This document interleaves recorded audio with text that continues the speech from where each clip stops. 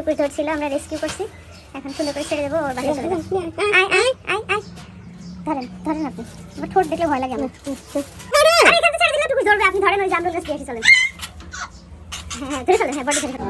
এই যে আমরা মুক্ত করে দেবো, কিন্তু টুকু সে আগে আগে যাচ্ছে, দুষ্টুটা। আমরা বিসমিল্লাহ, আল্লাহ তুমি যা যা, চলে যা, চলে যা।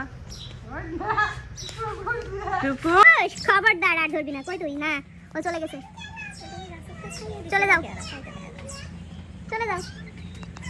টুকুস না, ও চলে যাবে, ওই ড্রেস নিয়ে চলে যাবে।